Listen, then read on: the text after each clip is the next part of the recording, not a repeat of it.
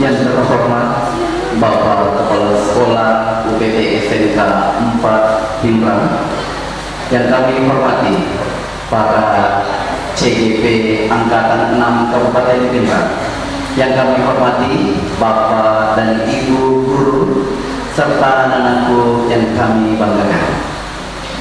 Nasi ketan ditambah lagi, jadikan tape buat nostalgia. Izinkan kami ucapkan salam. Assalamualaikum warahmatullahi wabarakatuh.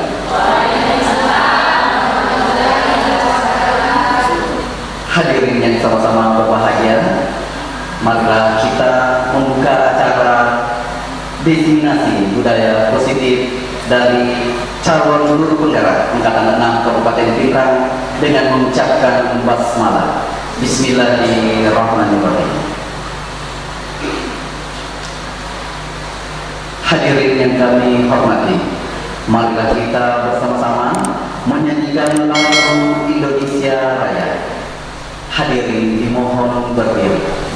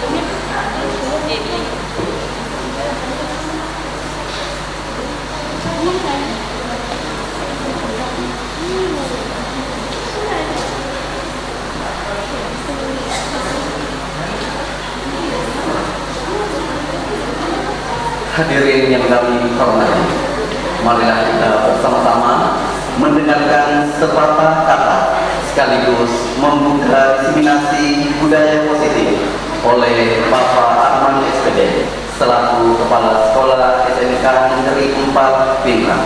Kepadanya disilakan.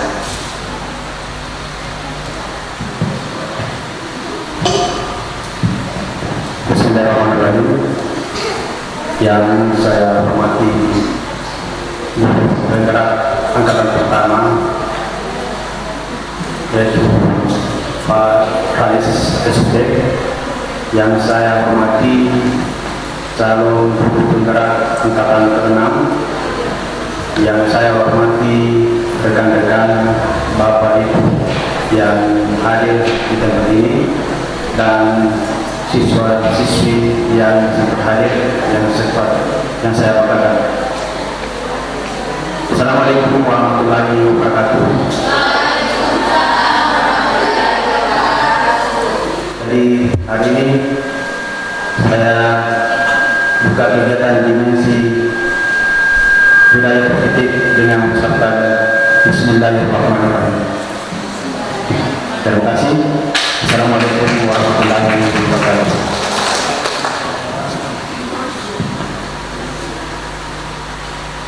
Hadirin yang sama-sama berbahagia, demikianlah sepatah kata sekaligus acara ini dibuka secara resmi oleh Bapak Kepala Sekolah SMK Negeri 4 Pinang. Sekali lagi beri aplaus buat Bapak Arman SPD.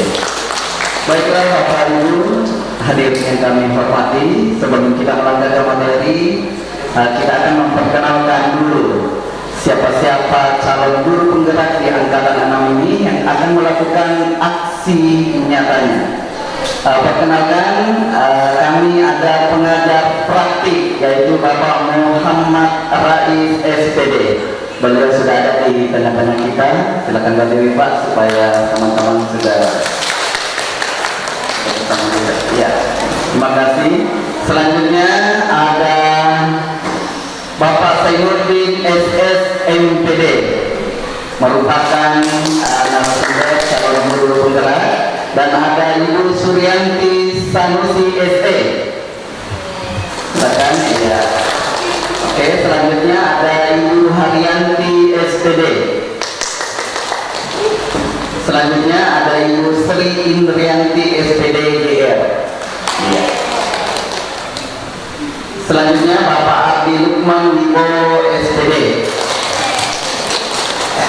Selanjutnya Ibu Nur Mukmina Rasyidin SSI GR.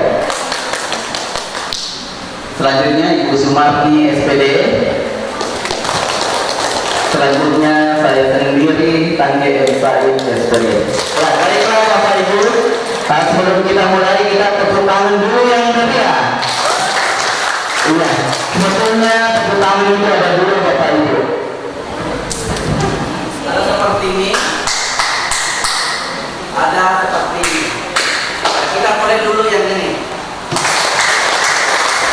Yang kedua. Oke, terima kasih. Yang mana sebetulnya yang lebih keras? Yang pertama atau yang kedua? Yang kedua. Kenapa yang kedua? Karena yang pertama tadi renggang, dia belum menyatukan kita. Tepuk tangan yang kedua, dia akan menyatukan kita. Persatuan dan kesatuan kita hari ini, kita menyatukan calon guru penggerak dengan teman-teman yang dulu. Akan kami berikan sedikit ilmu tentang apa itu budaya positif.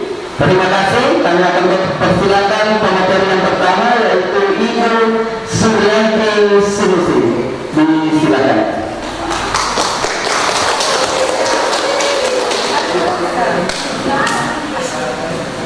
Assalamualaikum warahmatullahi wabarakatuh.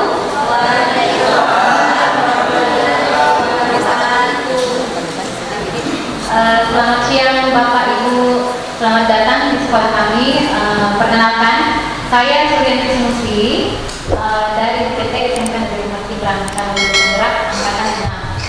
Nah, izinkan saya untuk mempresentasikan apa yang telah kami buat ya. Di mana materi yang saya bawakan di sini yaitu disiplin positif dan nilai-nilai kebajikan.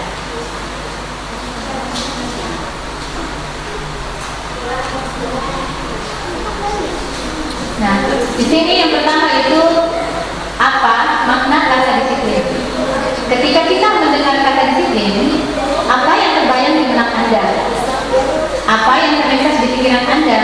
Kebanyakan orang akan menghubungkan kata disiplin dengan kata tertib, teratur, dan kebutuhan pada peraturan. Kata disiplin juga sering dihubungkan dengan hukuman. Padahal itu sungguh berbeda, karena belajar tentang disiplin positif tidak harus dengan memberikan hukuman. Justru itu adalah salah satu alternatif terakhir dan kalau perlu tidak digunakan sama sekali. Di mana ada ini menurut Ki Hajar Dewantara ya, di mana ada kemerdekaan, disitulah harus ada disiplin yang kuat. Sungguh pun disiplin itu bersifat self-disiplin, yaitu kita sendiri yang mendisiplinkan kita dengan sekeras-kerasnya. Tetapi itu sangat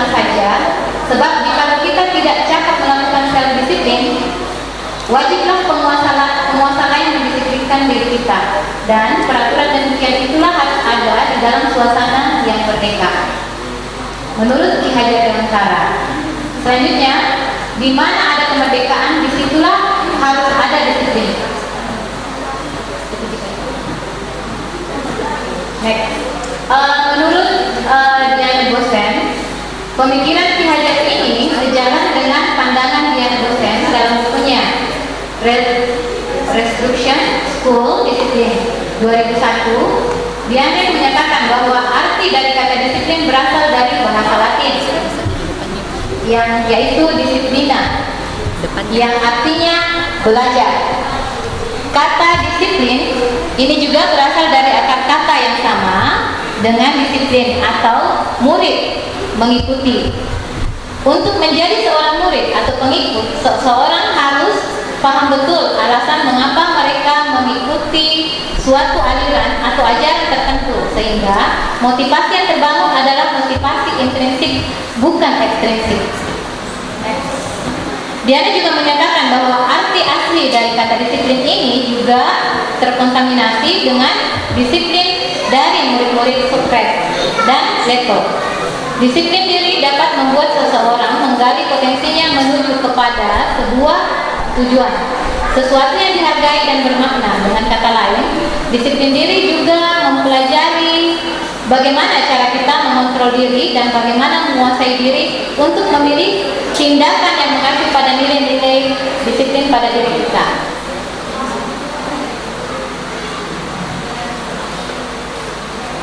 Kata-kata dari Bapak Ki Hajar Dewantara menyatakan bahwa seseorang yang memiliki disiplin diri berarti bisa bertanggung jawab terhadap apa yang dilakukannya, karena mereka berdasarkan tindakan mereka pada nilai-nilai kebajikan universal.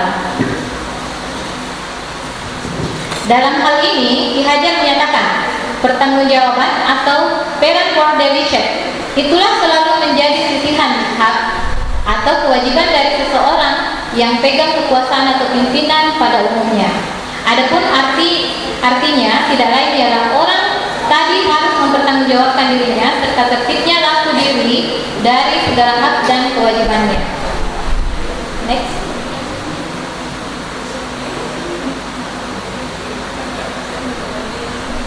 Tujuan dari disiplin positif yaitu menanamkan motivasi yang ketiga pada murid-murid kita, yaitu untuk menjadi orang yang mereka inginkan dan menghargai diri sendiri.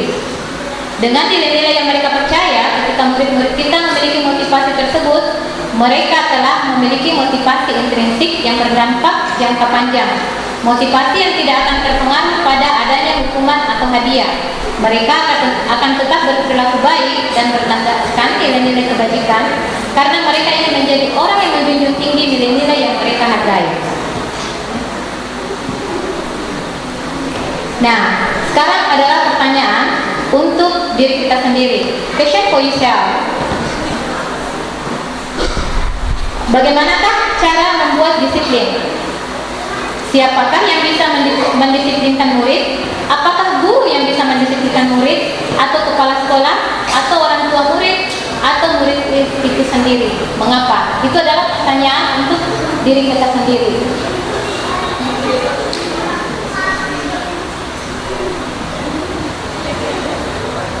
Pertanyaannya sekarang adalah bagaimana cara kita sebagai guru untuk menanamkan disiplin positif yang positif ini kepada murid-murid kita.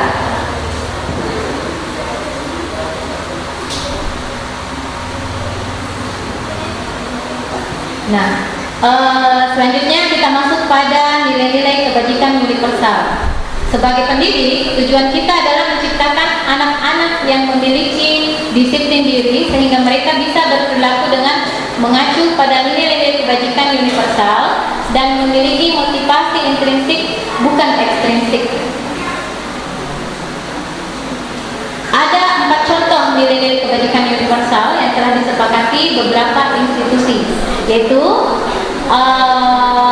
Ibo Primary Year Program, PIP, sikap murid, di mana di dalam sikap murid ini terbagi beberapa, yaitu ada toleransi, rasa hormat, integritas, mandiri, menghargai, antusias, empati. keingintahuan, kreativitas, kerjasama, percaya diri, dan komitmen.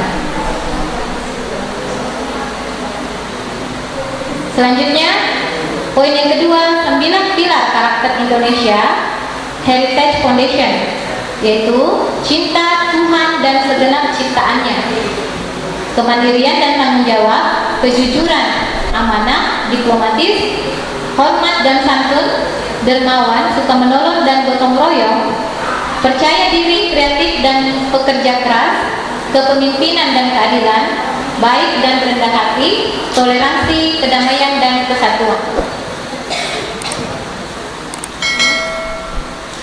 Petunjuk seumur hidup dan keterampilan hidup, lifelong goals and life skills. Keterampilan hidup dapat dipercaya, lurus hati pendengar, yang aktif, tidak merendahkan orang lain, memberikan yang terbaik bagi diri sendiri. Petunjuk hidup yang pertama yaitu peduli, penalaran, bekerja sama, keberanian, keingintahuan, usaha, keluasan atau fleksibilitas, berorganisasi, dan kesabaran. Keteguhan hati, kehormatan, memiliki rasa humor, berinisiatif, integritas, pemecahan masalah, sumber pengetahuan, tanggung jawab, dan persahabatan. Yang terakhir, The Seven Essential Virtues dari Building Moral Intelligence, Michelle Borba,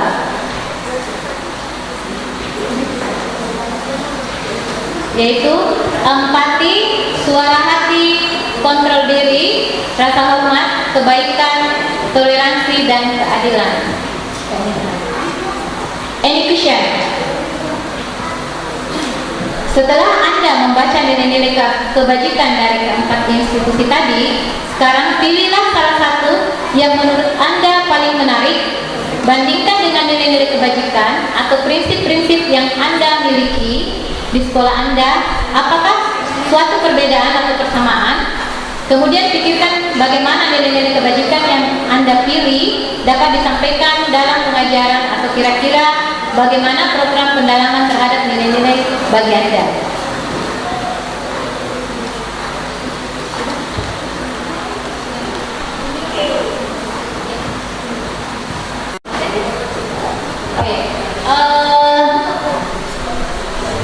Say thank you untuk yang terakhir. Dan sekarang setelah Bapak Ibu mendengarkan tadi, melihat apa yang ada di atas, untuk makna disiplin di sebelah sini, ya, yang warna merah Ibu ya, untuk yang disiplin positif. Ditempel di sebelah sini Ibu.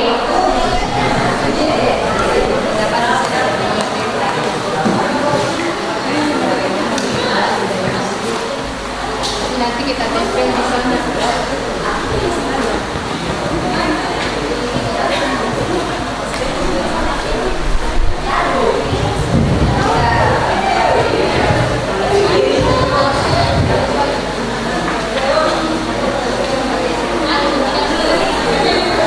Waktunya sisa 1 menit ya.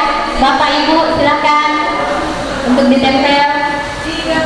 Ini baru 3 orang.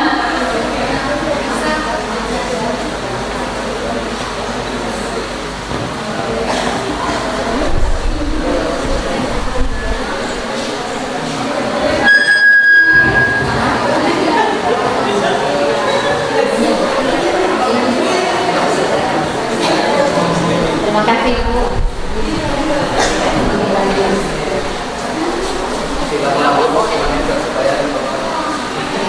Ya.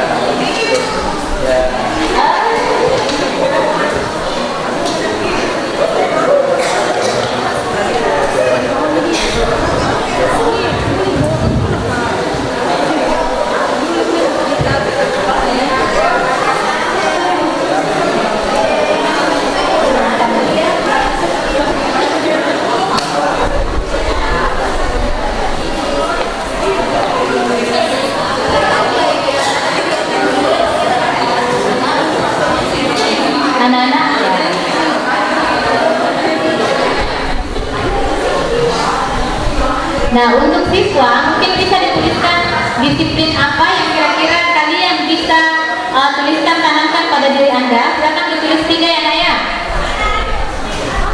3 disiplin yang ingin diterapkan Nak, di dalam kelas Anda, di dalam sekolah.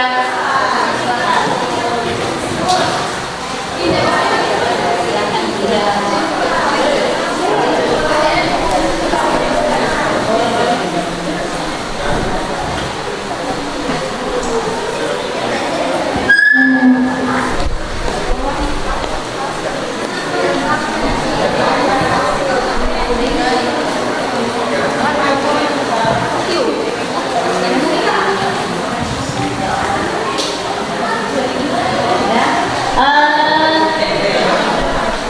Anak-anak semua sudah ya Nak ya? Sudah? Ya. Silakan Pak. Di sini bisa kasih Pak. Itu kesepakatan kelas.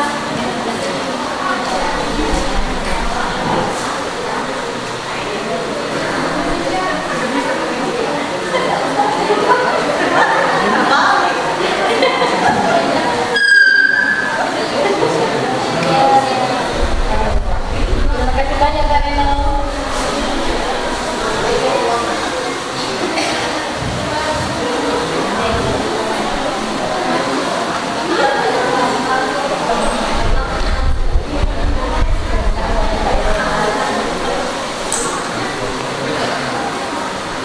Ya Nak, silakan kalau sudah selesai naikkan di atas Nak, ditempel. Oke, terima kasih atas kesempatan yang diberikan kepada saya. Sebelum saya memaparkan materi yang akan saya bahaskan pada hari ini, saya dulu mengucapkan banyak-banyak terima kasih ya. Bismillahirrahmanirrahim. Assalamualaikum warahmatullahi wabarakatuh. Mungkin sudah sore ya, jadi selamat sore Bapak Ibu Guru semuanya. Terima kasih atas kehadirannya Bapak Ibu Guru pada hari ini dalam kegiatan pembahasan tentang budaya positif. Puji syukur kita panjatkan kehadirat Allah Subhanahu wa Ta'ala. Salawat dan salam kepada baginda Nabi Muhammad Sallallahu Alaihi Wasallam, kepada yang terhormat Bapak UPD SMK 4 Kabupaten Tuban, beserta Bapak Presiden kami Pak Raul. Oke, pada hari ini saya akan menyampaikan suatu kegiatan pembahasan tentang masalah teori motivasi perilaku manusia berbentuk suatu hubungan. Jadi, menurut Ian Watson, ada 3 motivasi perilaku manusia yang diterapkan melalui suatu langkah. Pertama, untuk menghindari ketidaknyamanan atau hukuman, kita perlu mengetahui bahwa ini adalah tingkat terendah dari motivasi perilaku manusia. Biasanya orang yang motivasi perilakunya ini menghindari hukuman atau ketidaknyamanan akan bertanya, apa yang akan terjadi apabila saya tidak melakukannya? Itu suatu pertanyaan menurut Ian Watson. Dan sebenarnya mereka sedang menghindari permasalahan yang mungkin muncul dan berpengaruh pada mereka secara fisik, psikologis maupun tidak sepenuhnya kebutuhan mereka. Bila tidak melakukan tindakan tersebut, motivasi ini bersifat eksternal.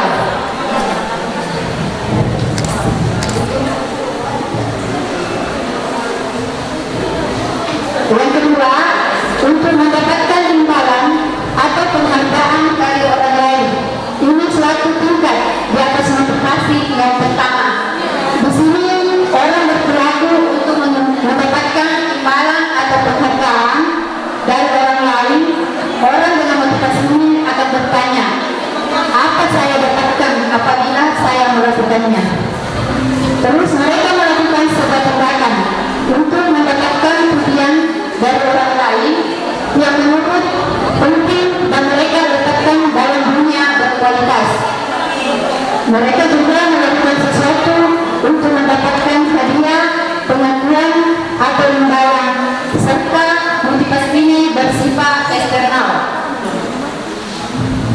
Langkah ketiga, untuk menjadikan orang yang mereka inginkan dan menghargai diri sendiri dengan nilai-nilai yang mereka percaya.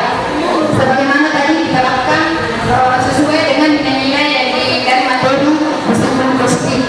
Jadi di sini menerapkan suatu orang yang berkualifikasi akan bertanya, akan menjadi orang seperti apa juga saya melakukannya. Jadi ini materi pengungkapan terbalik-baliknya dari motivasi dan pikiran kali ini. Mereka melakukan sesuatu karena nilai mereka yang dia yakini dan dia hargai. Dan mereka melakukannya karena ingin menjadi orang, melakukan nilai-nilai yang mereka yakini tersebut. Ini adalah motivasi yang akan membuat berperilakunya bersifat internal bukan eksternal.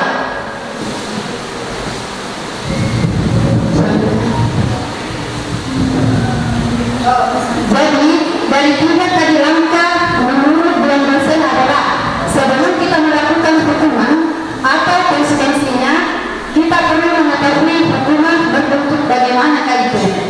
Jadi di sini hukuman itu dalam menjalankan peraturan apapun, kewajiban kelas atau di sekolah.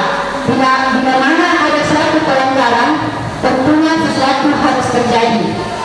Untuk itu kita perlu meninjau ulang tindakan penegakan peraturan atau kewajiban kelas atau sekolah kita selama ini. Tindakan terhadap suatu pelanggaran pada umumnya berbentuk suatu hukuman atau berkonsekuensi. Dalam modul ini akan kita perkenalkan program disiplin positif yang dinamakan restitusi. Sebagaimana tadi dibawakan oleh rekan kami tentang masalah disiplin positif. Oke, jadi hukuman di sini bersifat tidak terencana, tapi bersifat dengan tiba-tiba. Anak dan Nurmi tidak tahu apa yang akan terjadi dan tidak dilibatkan. Hukuman itu hanya bersifat satu arah dan pihak guru yang memberikan dan murid hanya menerima suatu hukuman tanpa melalui suatu kesepakatan antara rekan guru. Jadi pengarahan dari pihak guru baik sebelumnya atau sesudahnya.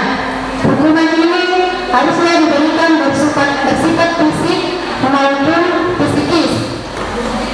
Murid dan anak bisa adalah suatu perbuatan atau kata-kata.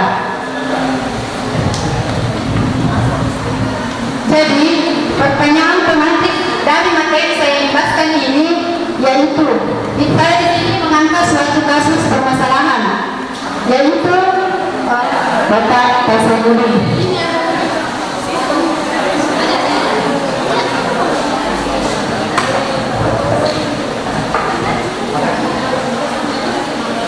Terima kasih Bu Sumarni. Bismillahirrahmanirrahim. Assalamualaikum warahmatullahi wabarakatuh.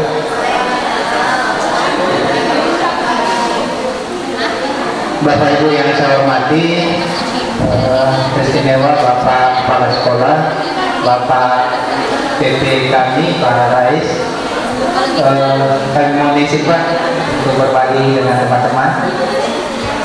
Baik Bapak Ibu yang saya hormati, perkenalkan saya Zainuddin. Sehari-hari saya berdinas di SMP Negeri 4 Matiro Songkot. Terus terang saya pertama kali injakan kaki di SMK 4 ini, baru tahu SMK 4. Saya asli Pindrang, tetapi saya kembali ke sini baru 1 tahun lebih. Saya PNS di Palu selama kurang lebih 15 tahun. Jadi pengabdian saya itu lebih banyak di Palu sebetulnya dibanding di Pindrang. Tapi kalau lahirnya saya lahir di Kalia. Mungkin ada Bapak Ibu tahu desa Kalia di Luamban Wasana di bawah.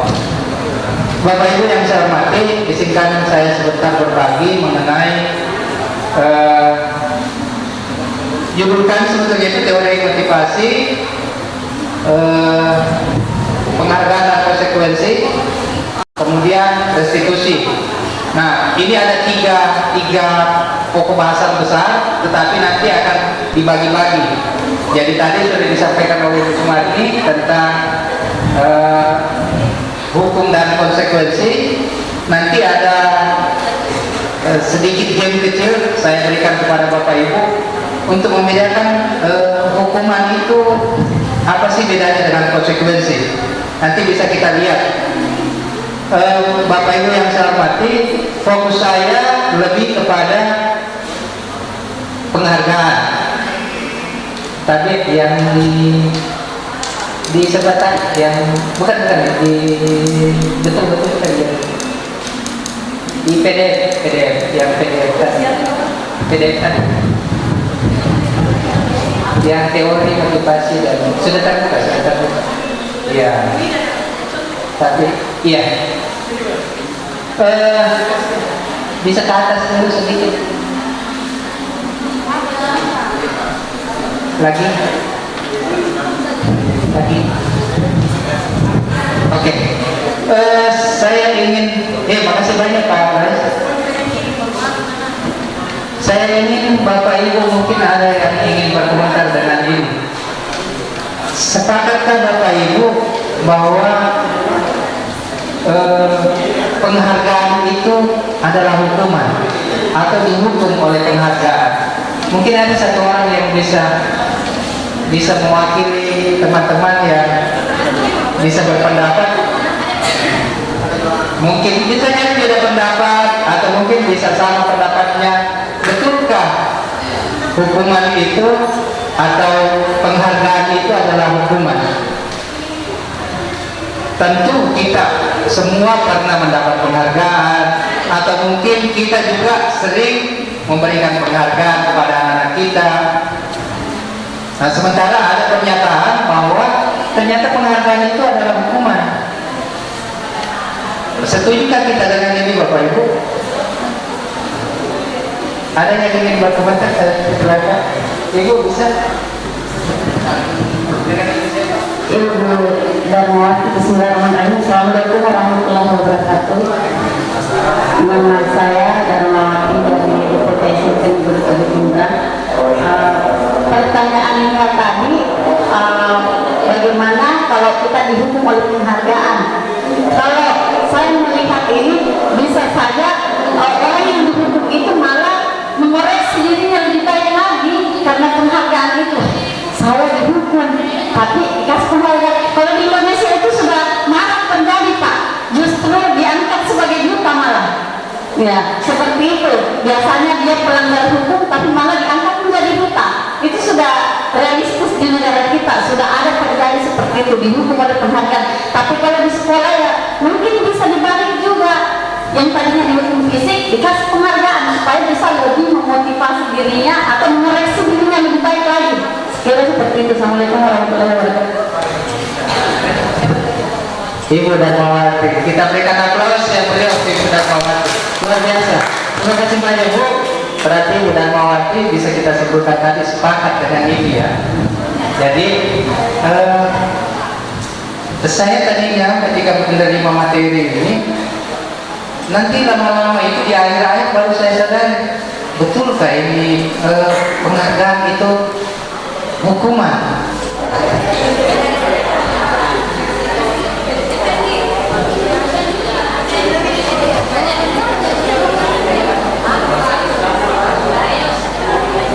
Tadi jam semua saya lihat sepertinya sudah tidak dapat di sekolahnya itu.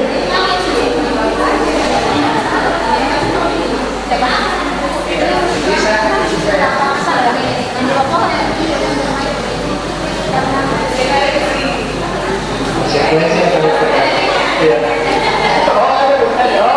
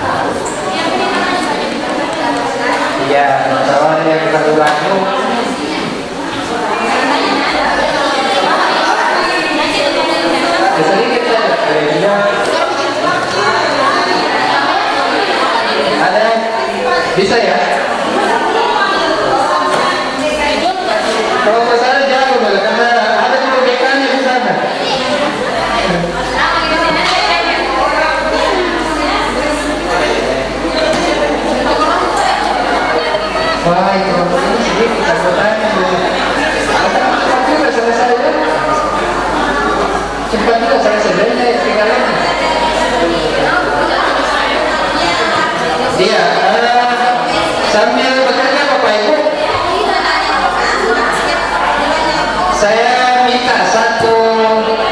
Yang lebih cepat selesai. Iya, yang cepat selesai saya beri kesempatan untuk presentasi. Kehormatan itu yang paling cepat selesai. Iya, satu.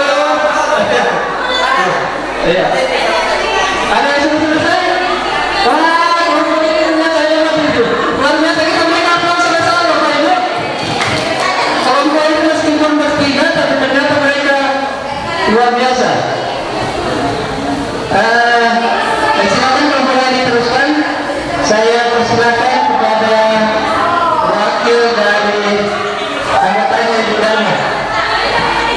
Iya, iya, gantian lagi.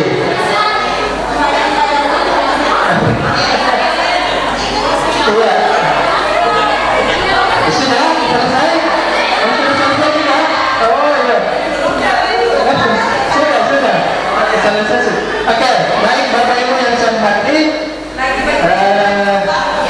Selesai tidak selesai dikumpul. Iya, kita iya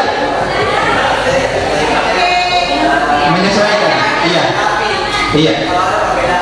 Iya, baik Bapak Ibu, saya mohon perhatiannya sebentar. Kita lihat dulu pekerjaan teman kita yang selesai pertama.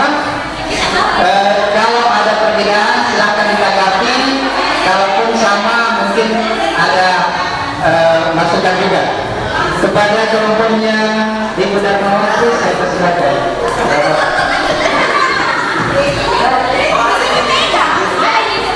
Assalamualaikum warahmatullahi wabarakatuh. Baru satu orang bicara. Oke.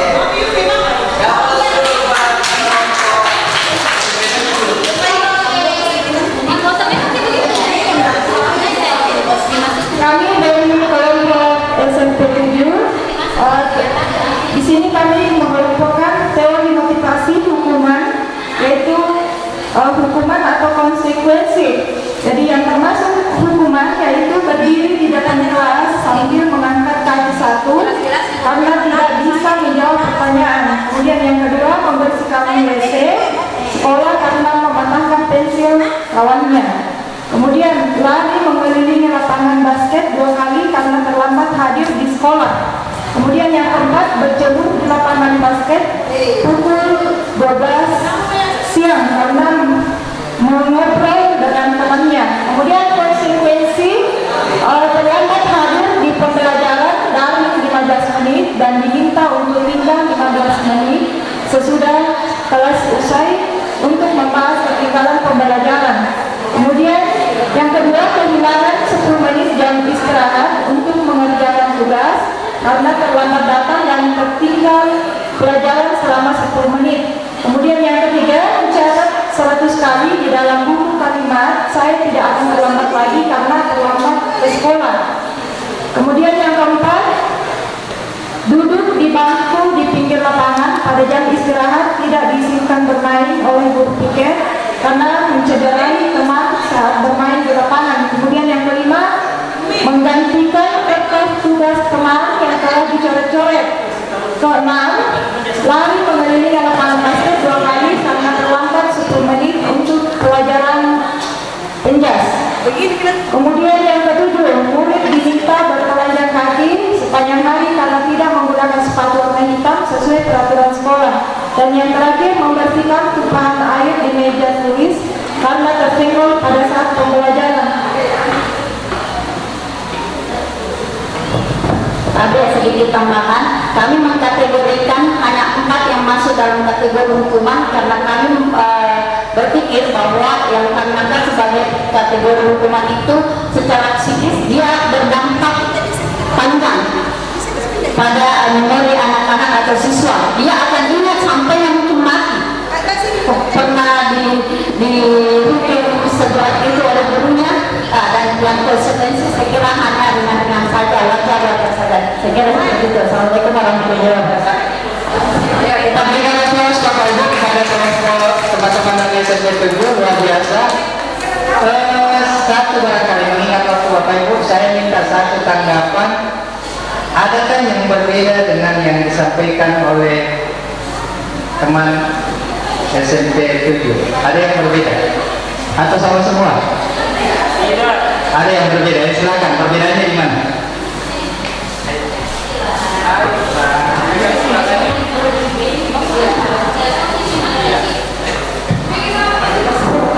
Bismillah, Assalamualaikum warahmatullahi wabarakatuh. Perkenalkan, nama saya Almeida Ramadhani, bisa dipanggil Alma, perwakilan dari UPT SD Negeri 8 Pinrang. Jadi perbedaannya itu yang berada di hukuman adalah murid diminta bertelanjang kaki sepanjang hari karena tidak menggunakan sepatu warna hitam sesuai peraturan sekolah. Jadi tanggapan saya di sini, ketika murid bertelanjang kaki sepanjang hari itu pasti tidak mungkin, karena masa anak-anak disuruh bertelanjang kaki tanpa menggunakan alas kaki sepanjang hari di sekolah. Jadi itu masuk di hukuman. Terima kasih. Assalamualaikum warahmatullahi wabarakatuh. Waalaikumsalam warahmatullahi wabarakatuh. Terima kasih banyak dengan ibu saya tadi. Akma, Alma. Oh, ibu Alma. Berikanlah kelas dong untuk ibu Alma. Luar biasa. Jadi ada satu yang berbeda. Kalau ke sana kayaknya ada yang berbeda juga. Tapi Bapak Ibu mengingat waktu kami, jadi saya sampaikan bahwa apa yang disampaikan tadi betul. Jadi bertelanjang kaki itu bukan konsekuensi. Iya, dia adalah hukuman. Yang lain mungkin sama ya, sependapat ya. Ya kelompok belakang yang ada teman-teman sama ya. Sama Bu ya, Bu. Sama. Oke. Jadi jawaban dari kelompok SMP 7 tadi hanya satu sebetulnya yang memang kurang tepat. Sudah ditempatkan oleh kelompok teman-teman dari SD. Saya ingin berikan penguatan mungkin setengah menit Bapak Ibu. Jadi hukuman itu salah satu ciri-cirinya adalah biasanya diberikan tanpa ada kesepakatan dari awal. Ya, tidak ada kesepakatan dari awal. Jadi kadang-kadang tiba-tiba kayak gitu tadi, datang terlambat atau datang terlambat, suruh buka sepatu. Kalau tidak usah pakai sepatu selama 1 hari. Karena kita harapkan kan efek jalannya supaya kalau jalan terlambat, itu hukuman. Tapi kalau konsekuensi adalah apa yang dia lakukan tentu memiliki dampak atau konsekuensi dan harus mempertanggungjawabkan. Nah, itu konsekuensi. Jadi biasanya juga meskipun kadang-kadang konsekuensi ini juga sebetulnya kadang-kadang tidak ada ininya, tetapi nanti mengenai apa lagi namanya peraturan kelas atau lagi keyakinan kelas akan dibahas lebih lanjut untuk memperkuat ini Bapak Ibu. Tetapi itu yang ingin saya sampaikan bahwa kadang-kadang kita sebagai guru yang banyak itu justru menghukum. Tidak kita mengajarkan bagaimana anak bertanggung jawab terhadap apa yang sudah dia lakukan. Jadi dengan ini Bapak Ibu bukan berarti bahwa kita tidak kita belajar bersama-sama. Saya juga belajar. Saya ketika menjawab ini di LMS malah lebih banyak yang salah sesungguhnya. Iya. Karena memang ini sesuatu yang mungkin kita anggap biasa, tetapi ternyata selama ini kita salah dalam mengambil tindakan ketika ada anak kita yang melakukan pelanggaran. Bapak Ibu yang saya hormati, saya sangat merasa terhormat, sangat bahagia mendapat sambutan yang sangat baik dari Bapak Ibu semua. Sekali lagi saya dapat teman yang orang Pali juga di belakang. Terima kasih Bu. Terlihat ada saudara saya dari Pali juga di sini. Menutup kegiatan, presentasi saya pada hari ini, saya ingin mengucapkan terima kasih banyak. Insya Allah kedepannya mudah-mudahan bisa kita jalin kerjasama lagi dengan teman-teman, bukan hanya saya, ada guru-guru penggerak yang lain. Terima kasih. Bila itu kembali dari Wassalamualaikum warahmatullahi wabarakatuh. Ya, terima kasih buat Bapak Zainuddin. Ya, sekali lagi aplaus dulu buat kita semua. Iya, jadi tadi kita sudah bisa membedakan yang mana hukuman, yang mana konsekuensi. Telah dikatakan bahwa hukuman itu ada kesepakatan. Oh, tidak ada kesepakatan. Jadi biasa itu ada siswa tak datang terlambat, langsung dibilang, apa yang mau hukumkan ini? Buka sepatu kah atau kesuruh menyanyi? Nah, itu adalah hukuman. Karena tidak ada kesepakatan sebelumnya bahwa kau terlambat harus seperti ini. Jadi dari pikiran tak saja. Jadi konsekuensi itu harus ada kesepakatan. Di mana kesepakatan itu kita akan dijelaskan lebih lanjut oleh adanya keyakinan keras. Siapa yang akan memberikan materinya? Kita akan persilakan Ibu Sri Indrianti SPDGR. Iya, disilakan. Sebelum Ibu ini lanjut, silakan Bapak Ibu tempelkan hasil diskusinya tadi tentang konsekuensi dan hukuman. Ya, yang ada positif-positifnya tadi. Ya, silakan ditempel di sana. Ada teori motivasi hukuman. Bapak Ardi, silakan Bapak ambil yang sudah diingatnya tadi. Tinggal ditempel. Oke, Bu Sri.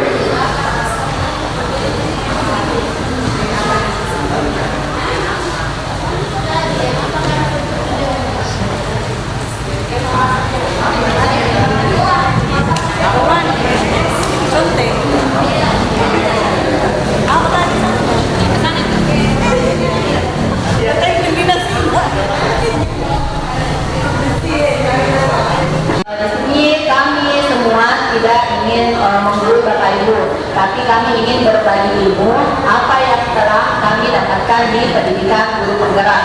Kami melakukan pelimpasan agar apa yang kami dapat atau apa yang kami pahami selama pendidikan ini dapat kami ikhlaskan atau dapat kami bagikan kepada Bapak Ibu. Selanjutnya untuk materi yang akan saya bawakan adalah keyakinan kelas. Jadi ini adalah materi sambungan dari hukuman penghargaan yang Bapak tadi dan Ibu jelaskan. Jadi sebelum saya masuk di pengertian keyakinan kelas, mungkin Bapak Ibu sudah melakukan atau menerapkan kesepakatan kelas, atau bahkan ada yang sudah menerapkan keyakinan kelas di kelas Ibu Bapak di sekolah. Tapi secara tidak sadar Ibu tidak tahu apakah itu termasuk kesepakatan atau keyakinan kelas. Jadi keyakinan kelas adalah salah satu disiplin positif yang dapat kita terapkan di sekolah atau di kelas untuk menumbuhkan budaya positif, tentunya akan berorientasi untuk mewujudkan pelajar yang memiliki profil pelajar Pancasila. Kemudian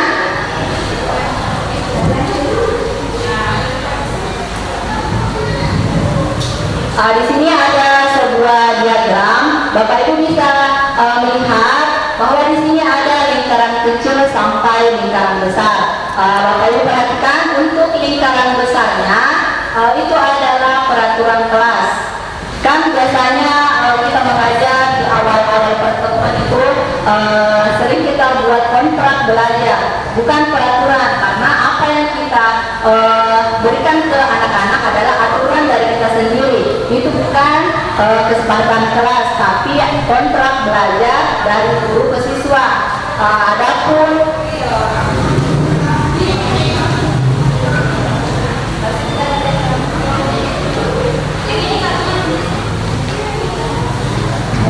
jadi saya ulang, peraturan itu adalah kesepakatan antara guru dan siswa. Misalkan tadi, misalnya apabila siswa terlambat akan diberi hukuman. Tapi hukuman di sini bukan yang tidak ada hubungannya dengan pelanggaran dilakukan, atau itu adalah konsekuensi. Karena kalau hukuman tidak ada kesepakatan sebelum itu terjadi. Kemudian dari peraturan kelas akan melahirkan keyakinan kelas. Kemudian akan mewujudkan lingkungan positif dan akan mewujudkan budaya positif yang menjadi tujuan kita semua di sekolah. Sekarang Bapak Ibu silakan jawab pertanyaan yang pertama.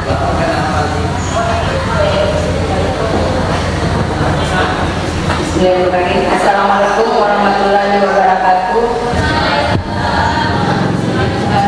Kesepakatan yang biasa kami lakukan di dalam kelas, salah satunya dilarang menyontek.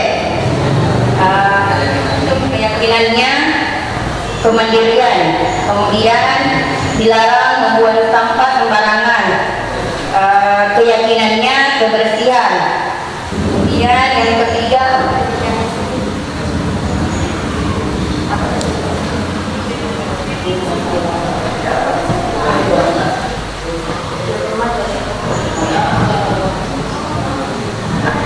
tidak bermain pada saat jam pelajaran. Keyakinannya adalah kedisiplinan. Terima kasih. Assalamualaikum warahmatullahi wabarakatuh. Ya, terima Ibu.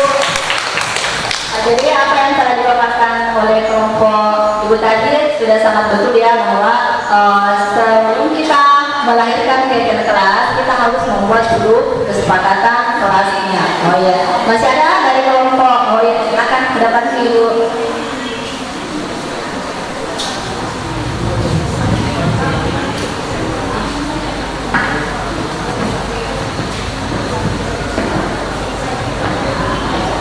Assalamualaikum warahmatullahi wabarakatuh. Di sini kami untuk kesempatan kelas yaitu sama-sama menjaga kebersihan kelas. Adapun nilainya yaitu karena menjaga kebersihan kelas adalah termasuk sebagian dari kesehatan, termasuk kebersihan dan kesehatan itu termasuk sebagian daripada iman. Terus di sini peraturan kelas yang pertama ketetapan waktu atau disiplin. Nah, keyakinannya itu sama disiplin. Ya, terima kasih. Ya, pertama dulu untuk Ibu. Jadi tepat sekali ya, apa yang dipaparkan oleh Ibu tadi sudah tepat. Masih ada yang ingin ke depan? Dari kelompoknya Bapak di belakang, katanya siap ke depan. Silakan Bapak.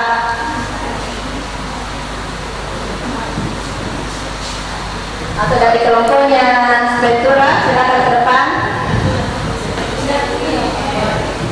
Dari SMP 2 mana?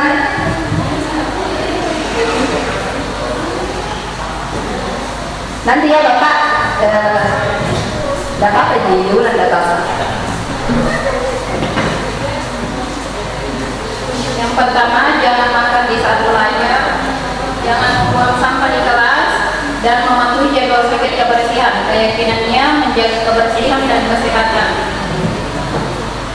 Berikutnya, jangan menggunakan kata-kata yang tidak sopan dalam kelas terhadap teman ataupun guru. Yang kedua, jangan membuat gaduh di kelas pada saat jam belajar. Keyakinan kelasnya saling menghormati. Kemudian, jangan terlambat, jangan makan di saat belajar, jangan keluar tanpa meminta izin dari guru. Dan yang terakhir, jangan membawa HP ke sekolah. Dan keyakinan kelasnya disiplin. Ya, terima kasih. Tepuk tangan untuk kelompok SMP 2. Jadi saya kira Bapak Ibu sudah paham betul apa itu kesepakatan kelas dan apa itu keyakinan kelas. Untuk kelompok yang Bapak, silakan sebagai penutup untuk presentasi kelompok pada materi keyakinan kelas. Silakan Bapak. Oh ya,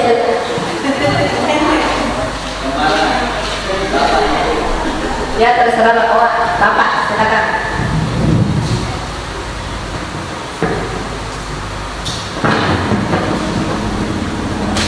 Oke, yang pertama siswa tidak boleh datang terlambat atau tidak boleh keluar masuk kelas ketika jam pelajaran.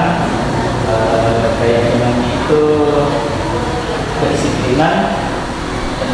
Berikutnya, setiap hari siswa harus menjaga kebersihan dan kerapiannya kelas. Keyakinannya adalah kebersihan.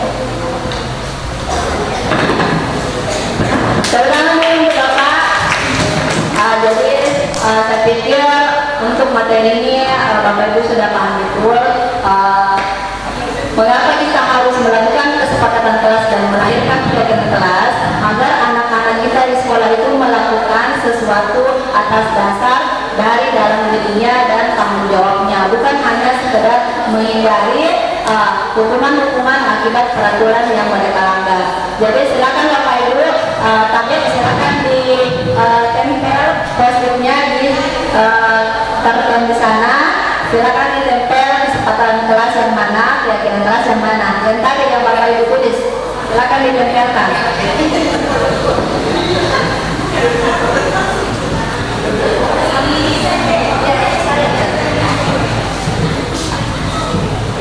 Ya, jadi silakan tempel sesuai dengan tempatnya. Yang keyakinan silakan ditempel di keyakinan. Jadi lanjut lagi, keyakinan itu bisa kita tuangkan dalam bentuk kata-kata, bisa juga dalam kalimat. Yang penting tidak terlalu khusus kalimatnya. Artinya ada nilai di situ yang tersirat. Kalau memang Bapak Ibu tidak menuliskan secara mandiri. Seperti contoh di atas, untuk keyakinan kelas 1 itu ada setiap anggota kelas perlu belajar. Ya, terserah Bapak Ibu menuliskan bentuk keyakinannya dalam bentuk apa. Terima kasih Bapak Ibu atas partisipasinya dengan mengikuti materi kegiatan kelas ini. Saya tutup dengan ucapan wabillahi taufiq wal hidayah. Wassalamualaikum warahmatullahi wabarakatuh.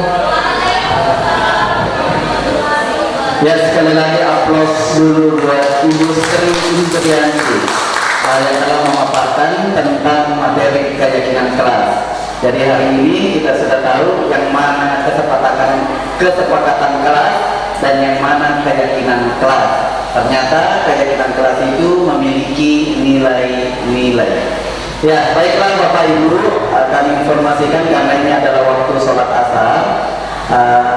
Bagi Bapak Ibu yang akan menunaikan ibadah sholat asar, silakan secara bergiliran karena masih ada 3 materi. Insya Allah kita akan selesaikan sampai pukul 4.30 Insya Allah. Nah, baiklah Bapak Ibu, kita lanjut ke materi selanjutnya, yaitu 5 kebutuhan dasar manusia. Yang mana itu kita akan lihat oleh Ibu Nur Mukminah akan memaparkan 5 kebutuhan dasar manusia. Beri aplaus dulu buat Ibu kita. Silakan.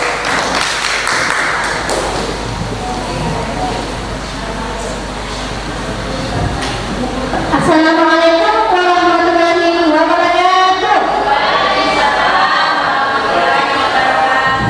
Selamat sore Bapak Ibu. Apa kabar? Masih semangat? Alhamdulillah. Sebelumnya saya mengucapkan terima kasih yang sebesar-besarnya kepada Bapak Ibu karena meluangkan waktunya untuk menghadiri diseminasi kami.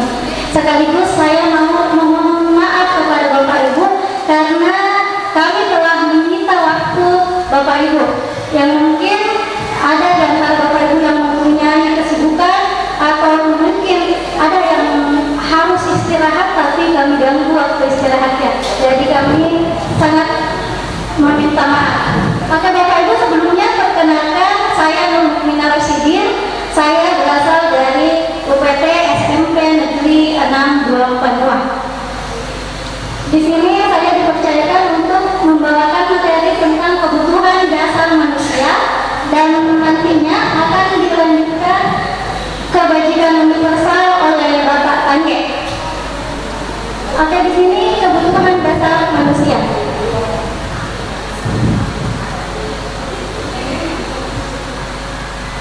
Oke, pertanyaan pemandu. Berbeda dengan pertanyaan sebelumnya, pertanyaan pemandunya berada di akhir. Saya pertanyaan pemandunya ada di depan. Di sini ada kasus Ibu Ambar, guru wali kelas 2A di SD Pelita Hati, sedang bingung menghadapi siswa yang bernama Doni. Beberapa anak kelas 2A telah datang kepadanya dan meminta Doni sering sekali meminta bekal makan siang mereka dengan paksa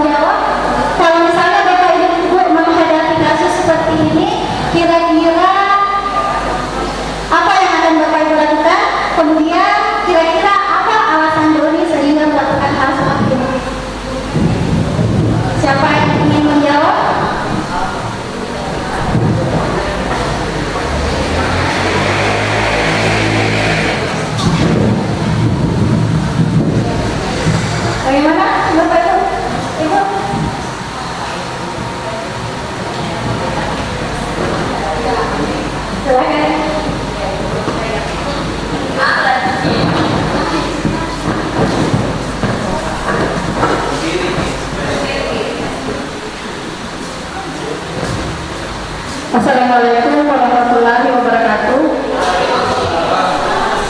Jadi dari pertanyaan pembantu di atas, apa kira-kira alasan Doni melakukan hal tersebut kepada temannya? Jadi mungkin ada beberapa alasan. Pertama, kemungkinan Doni tidak bawa bekal makan siang. Kemungkinan kedua, ya dia tidak bawa bekal makan siang karena kemungkinan juga orang tuanya tidak menyiapkan bekal. Ya, kan kemungkinan.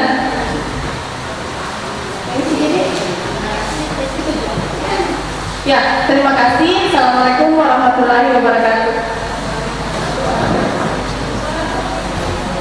Ya, terima kasih Ibu Nur Hidayah. Ya, jawaban yang luar biasa. Lagi, siapa lagi? Ibu dari SMP 7. Kira-kira apa alasan Doni sehingga Doni melakukan hal tersebut, merampas makanan temannya? Kalau tadi alasan dari Ibu Nur Hidayah, karena bisa jadi Doni tidak membawa makanan. Kira-kira ada alasan lain atau sepakat?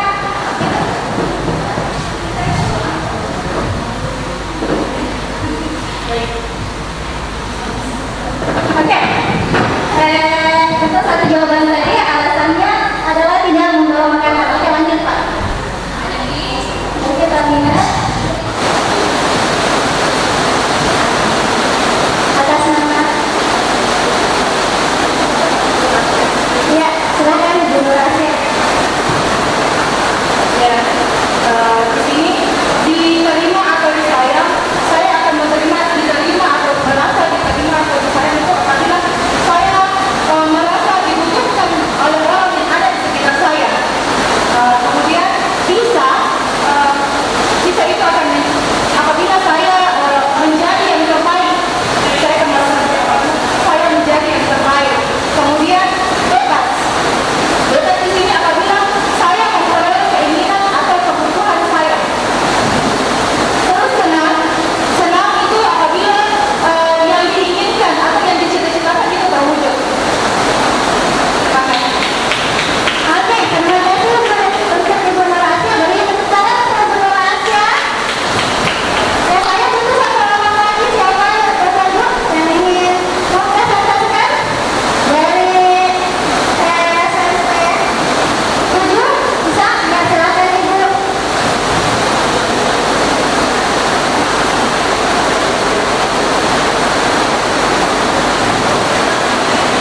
Assalamualaikum warahmatullahi wabarakatuh. Saya akan mempresentasikan kategori yang mana yang dikatakan diterima atau disayang, yaitu ketika saya berada di tengah-tengah anak saya dan suami saya, itu saya merasa sangat disayang. Kemudian yang kedua, saya merasa senang ketika fasilitas yang saya inginkan itu bisa saya dapatkan. Kemudian saya merasa bisa berada di fase bisa ketika saya bisa mandiri dan bisa bekerja menghasilkan materi. Kemudian saya merasa bebas ketika saya bisa menata rumah saya seperti yang saya inginkan. Terima kasih. Oke, luar biasa pemaparan dari Ibu Dewawati. Dari tepuk tangan dulu untuk Ibu Dewawati.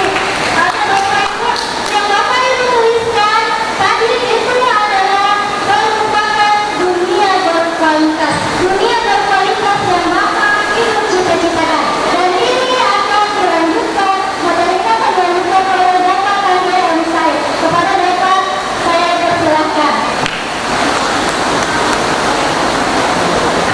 Oke Bapak Ibu sudah mengetahui yang mana seharusnya saya lakukan, yang mana seharusnya saya tinggalkan. Nah, di sini dunia berkualitas berarti Bapak Ibu adalah tempat khusus dalam pikiran Bapak Ibu, adalah tempat Bapak Ibu menyimpan gambaran tentang representasi dari semua yang apa Ibu inginkan. Bisa berisi orang-orang, hal-hal dan apa saja yang terbaik dalam hidup Bapak Ibu dan membuat Bapak Ibu merasa bahagia dan terpenuhi kebutuhan dasarnya. Jadi dunia berkualitas ini jika Bapak Ibu merasa bebas, sudah senang dan ingin cintai dan bisa menguasai dunia ini, itulah dunia berkualitas bagi Bapak Ibu sekalian. Terima kasih atas ungkapan perasaannya tadi. Di post-it itu ada 4 perasaan, sehingga hari ini saya akan membagikan beberapa pengalaman atau kasus. Bapak Ibu akan memilih apakah itu termasuk kesenangan, penguasaan, dan rasa ingin cintai, serta kebebasan. Oke? Silakan Bapak Ibu menilai tentang jawaban yang Bapak Ibu anggap benar.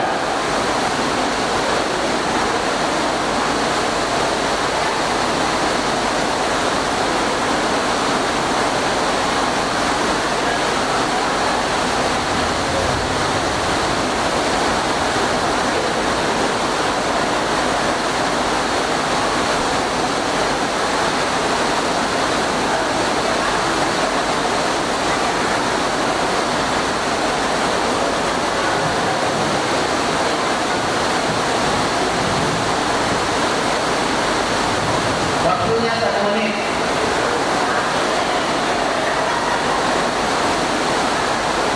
Pak nomor nih Bapak Ibu, tinggal dipilih di mana termasuk kesenangan, rasa ingin cinta, penguasaan, dan kebebasan.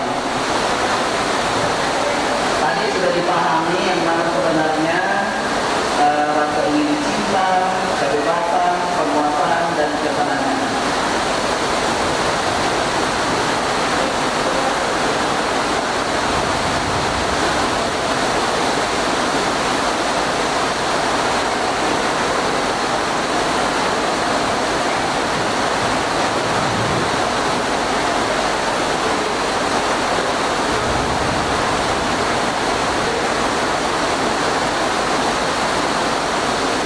Oke, selesai.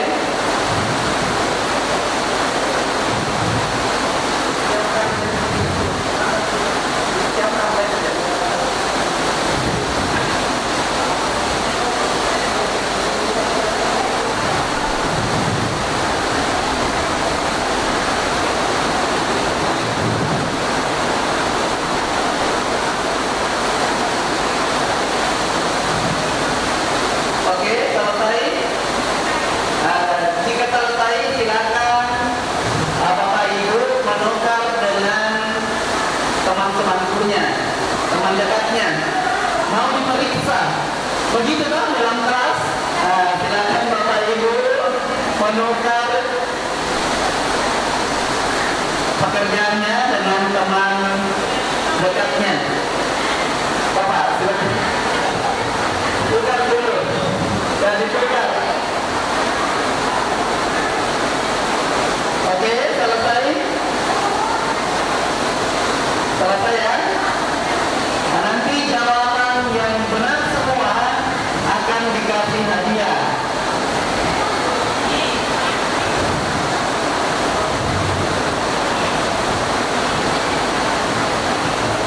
Oke.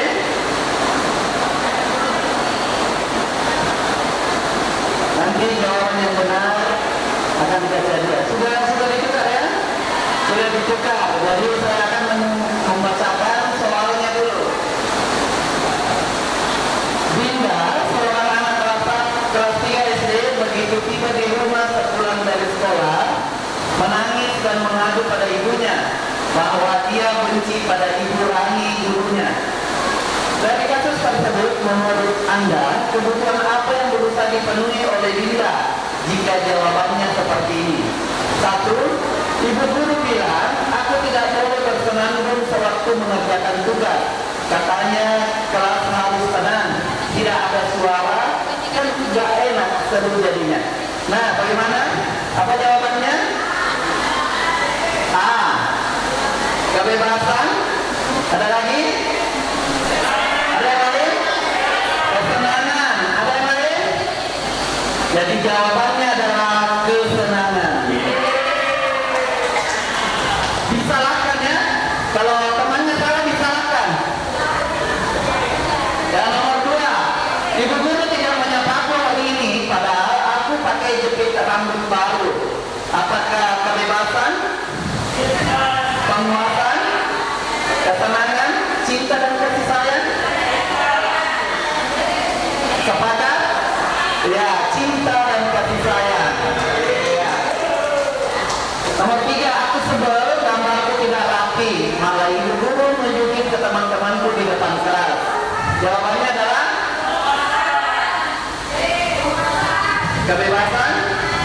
Penguasaan, ketenangan, cinta dan kasih sayang.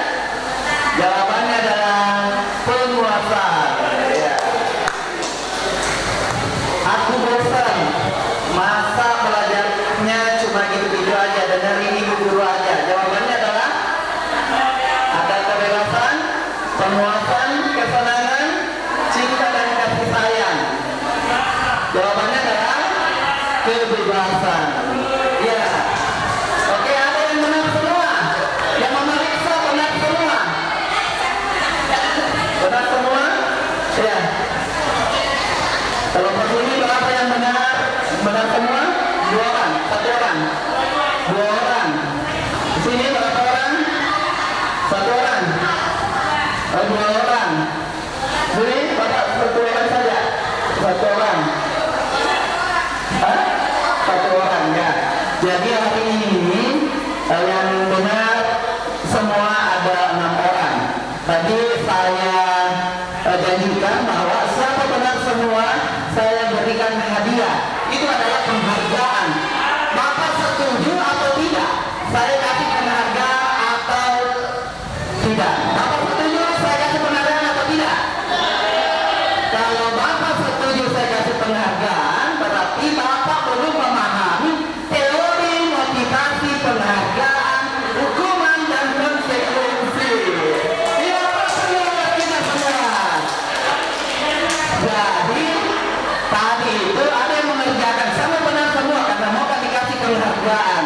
Ya itu perlu dikurangi, Bapak Ibu ya.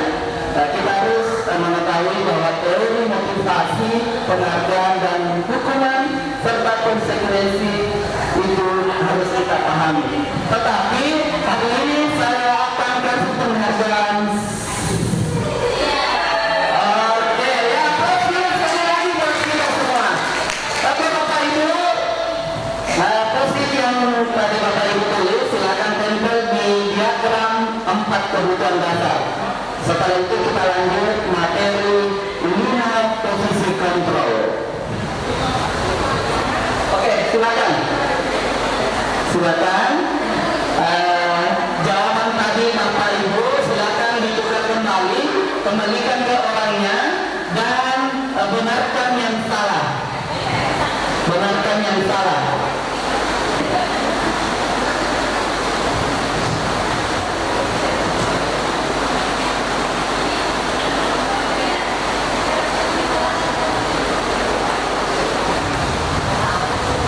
Oke, jadi sudah semua.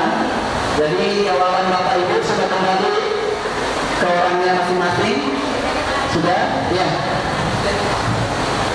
Ya, selanjutnya kita akan mendengarkan materi selanjutnya yaitu 5 posisi kontrol guru yang akan dibawakan oleh Ibu Haryanti SPD. Kita sambut Ibu Haryanti SPD. Oke.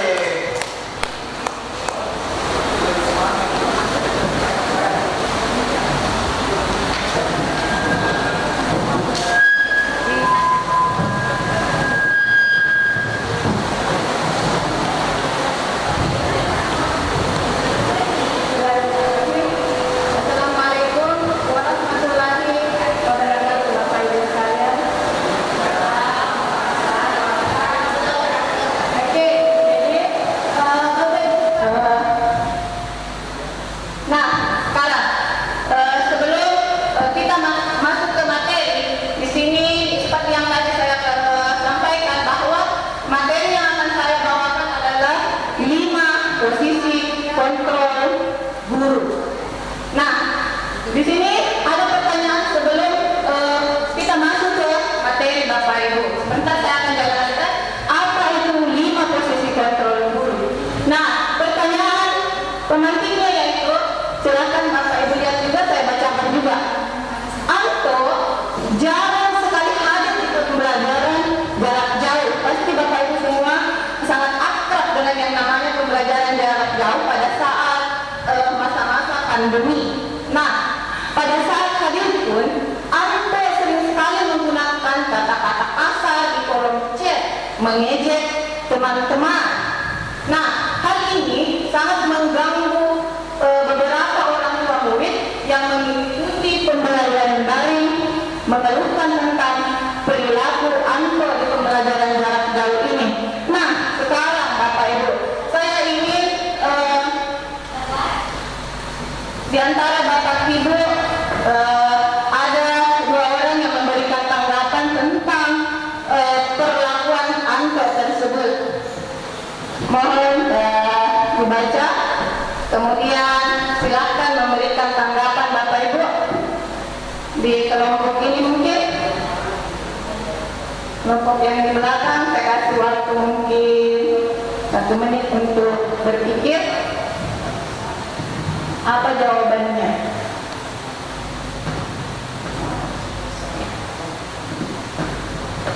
Jadi di sini ada Anto ya, dia sering mengejek teman-temannya di kolom chat.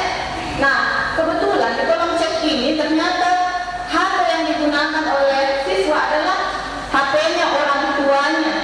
Nah, orang tuanya melihat, wah ternyata Anto ini dia suka mengejek teman-temannya di kolom chat. Nah, apa solusi dari kita sebagai seorang guru yang tentunya ada di grup itu juga terhadap Anto? Bu Hidayah bisa mungkin? Iya, kalau kita dibuka.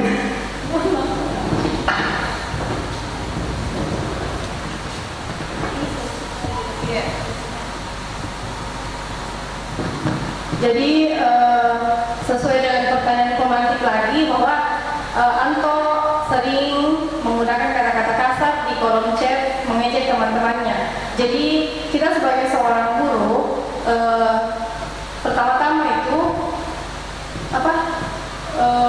memberikan teguran kepada Anto secara nasihat secara baik, apa sebenarnya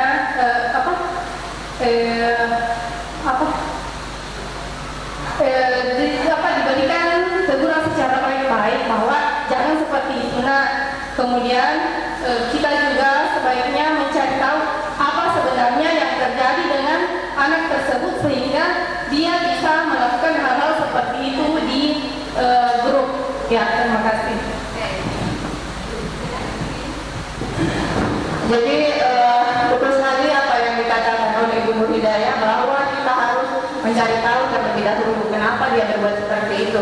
Tapi kayaknya mungkin masih ada dari teman yang ingin menyampaikan pendapatnya.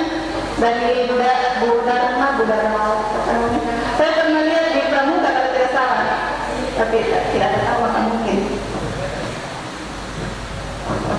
Bismillahirrahmanirrahim. Untuk kasus yang dilakukan Anto, mungkin kita bisa memberikan nasihat bukan melalui grup itu, karena dalam grup itu misalkan banyak teman-temannya yang lain. Jadi mungkin egonya bisa naik ketika ditegur di dalam grup itu. Jadi mungkin sebaiknya kita apakah mencet secara pribadi atau menelpon Anto untuk memperingati bahwa perilaku yang dilakukan sangat tidak baik karena dilihat oleh sebahagian dari orang tua temannya tersebut. Saya kira itu melanggar norma kesopanan. Ya begitu dulu. Assalamualaikum warahmatullahi wabarakatuh. Waalaikumsalam warahmatullahi wabarakatuh. Aplaus dulu untuk budaya dan dulu Hidayah. Oke, teman-teman, kacang-kacang pai. Lanjut kacang-kacang pai. Kacang-kacang bun. Ayo tidak seru. Kacang-kacang pai. Kacang-kacang bun. Oke, kita lanjut ke materi. Semua sudah semangat.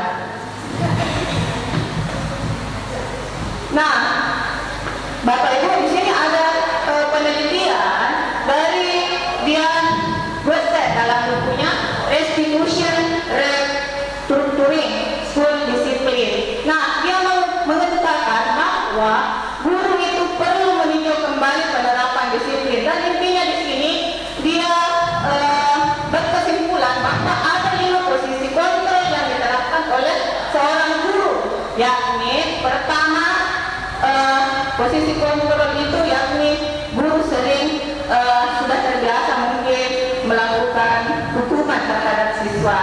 Nah, kadang itu biasa terjadi di sekolah. Kemudian, pembuat rasa bersalah. Nah, pembuat rasa bersalah ini sebentar saya jelaskan juga. Kemudian sebagai teman, pemantau dan manajer. Lanjut Pak. Nah, Pak. Nah, yang pertama Bapak Ibu, kita masuk posisi kontrol guru sebagai penghukum. Nah, biasanya Bapak Ibu, seorang penghukum ini bisa menggunakan hukuman baik itu secara fisik maupun secara verbal. Jadi Bapak Ibu, hukuman itu tidak semata-mata melalui kekerasan fisik, tapi juga kata-kata yang keluar dari mulut Bapak Ibu itu juga bisa sebagai penghukum. Karena apa? Dia berkaitan dengan hati dan perilaku siswa tersebut. Biasanya seperti itu. Jadi kadang kalau misalkan dia sebagai penghukum, nada suaranya itu tinggi, bahasa tubuhnya melotot, jarinya menunjuk-nunjuk. Nah, itu yang kadang mungkin tidak ada di sini yang seperti itu. Jadi inilah yang dinamakan sebagai penghukum. Nah, kemudian lanjut Pak. Nah, kata-kata yang sering diucapkan oleh orang sebagai penghukum, nah dia selalu mengatakan, awas, kamu selalu saja salah. Pokoknya kata-kata yang kasar keluar dari mulutnya. Kita lanjut Pak. Nah, hasil dari kepada siswa, yaitu kemungkinan siswa itu merasa marah, mendendam, atau bahkan dia akan bersifat agresif Bapak Ibu. Kemudian bisa saja dia kembali duduk, kemudian biasa karena ada 5. Pertama, sebagai penghukum, kemudian kedua sebagai pembuat rasa bersalah, ketiga sebagai teman, keempat sebagai pemantau, kemudian yang kelima sebagai manajer.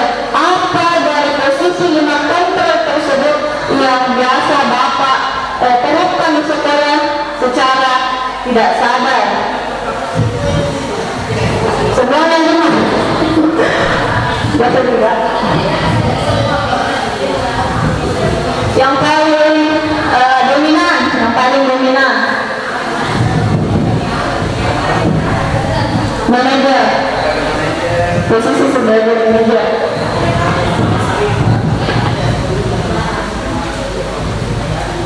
Nanti tugas dari Bapak Ibu itu akan saya kelompokkan yang mana yang paling banyak.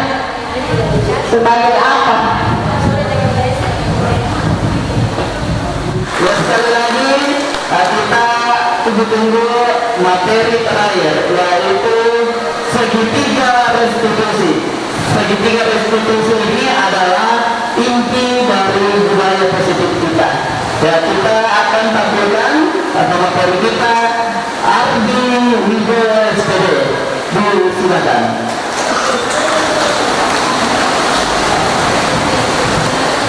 Ya, bismillahirrahmanirrahim. Assalamualaikum warahmatullahi wabarakatuh. Bagaimana semangatnya Bapak Ibu? Masih semangat? Masih semangat. Sekarang sudah mau jam 5.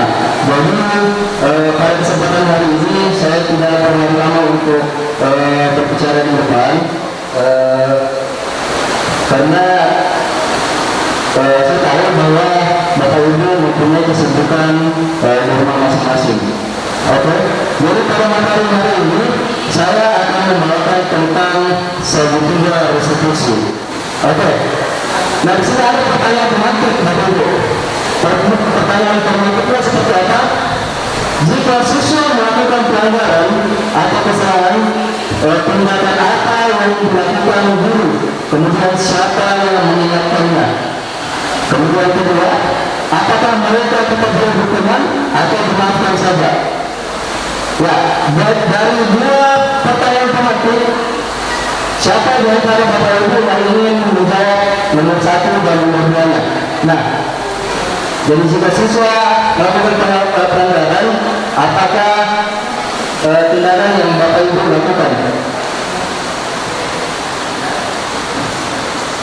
Dan biasanya Bapak Ibu misalnya ada siswa melanggar sesuai dengan pelanggarannya, apa yang biasanya Bapak Ibu lakukan terhadap siswa tersebut? Pak Sutrisno, Pak Suka, ini teman saya dulu sewaktu di SMA, satu kelas dulu. Ya.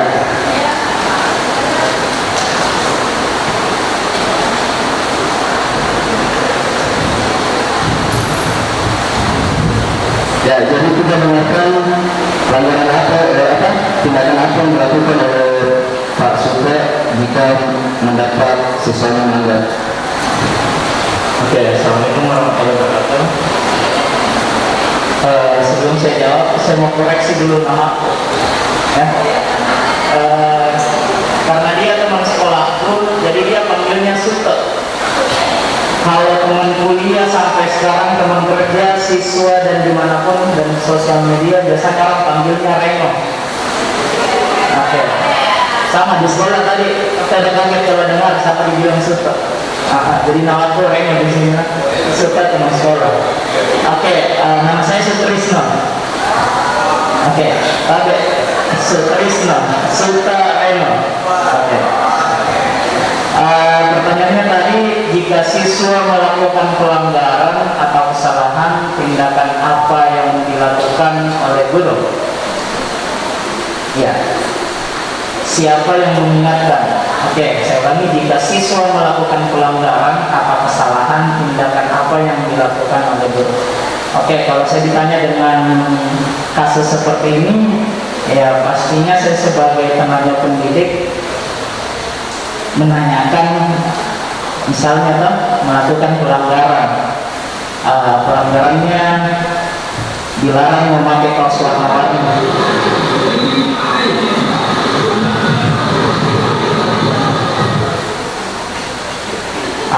Pastinya saya menanyakan, kenapa masih menggunakan kaos kaki warna-warni, dan kalau itu sudah berulang kali dilakukan, berarti kita harus memberikan hukuman, ya, kalau saya pribadi. Kemudian siapa yang mengingatkan? Saya kurang paham maksudnya.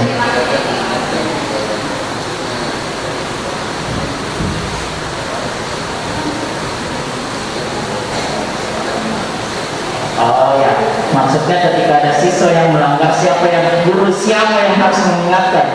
Ya, kebetulan saya guru baru di sini.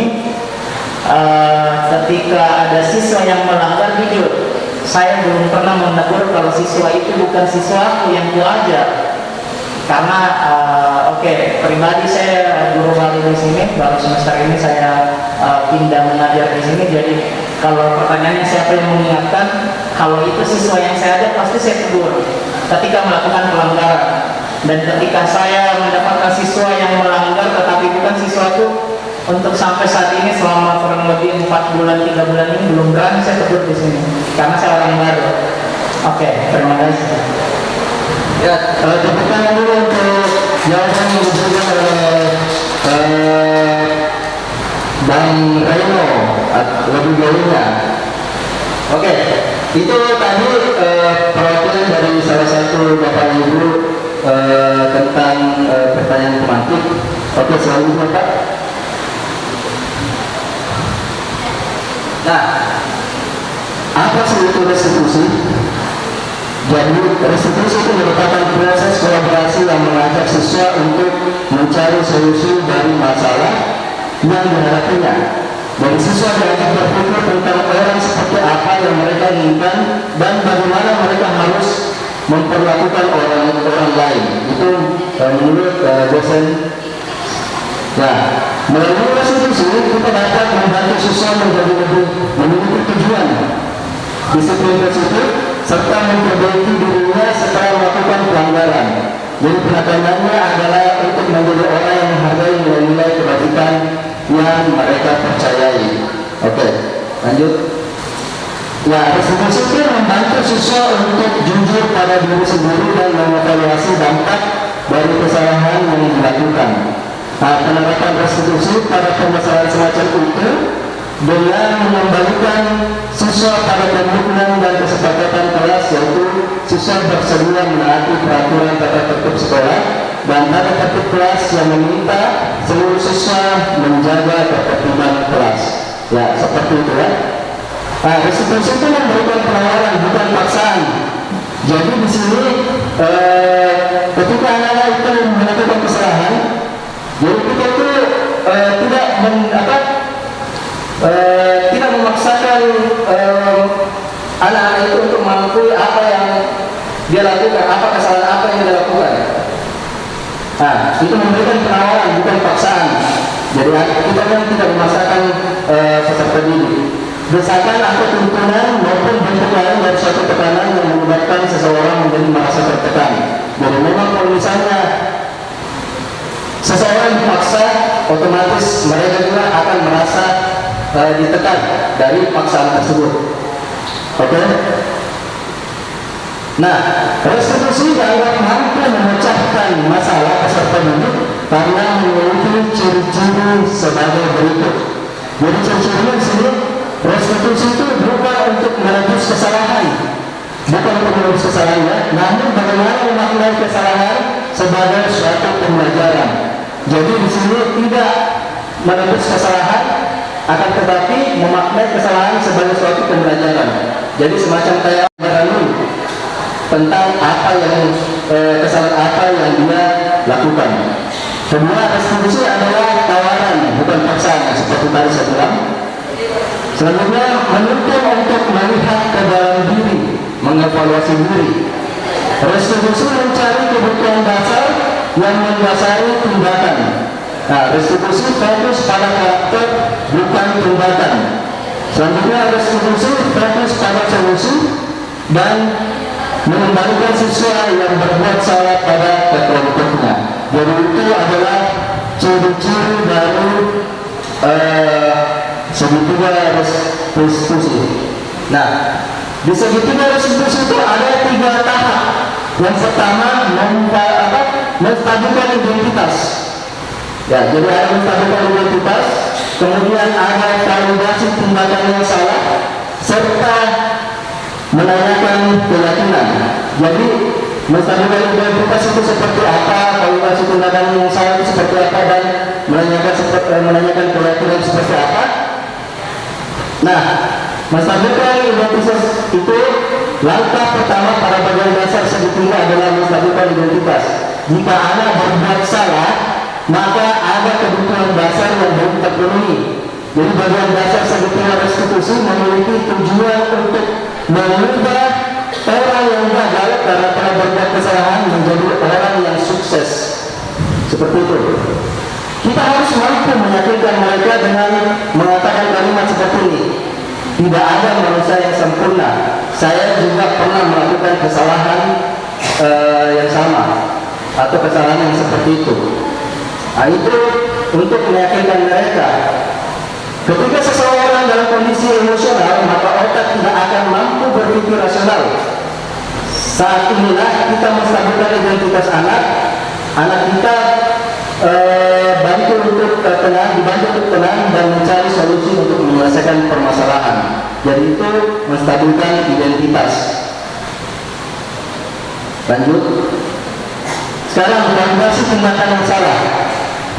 Konsep langkah kedua itu memahami kebutuhan dasar tindakan anak, yaitu berbuat kesalahan. Jadi menurut teori kontrol, semua tindakan manusia baik atau buruk pasti memiliki maksud atau tujuan tertentu.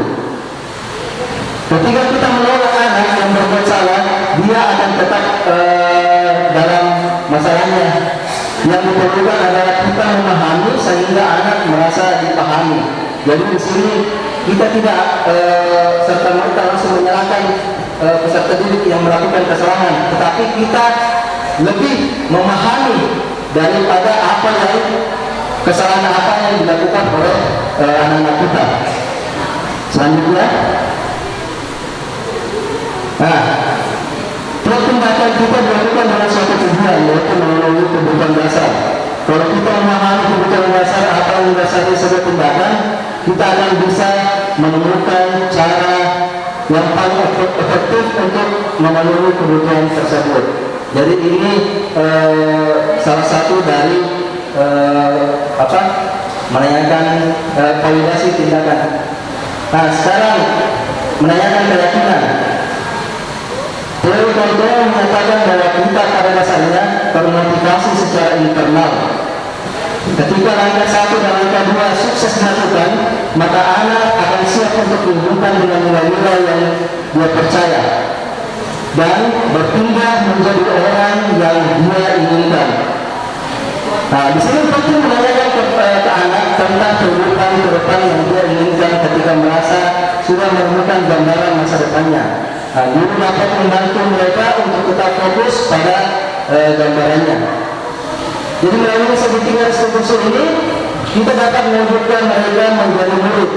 Nah, yang murid yang merdeka, yang dimana itu mereka mampu menyelesaikan masalah dengan motivasi internal dan bertanggung jawab terhadap pilihannya.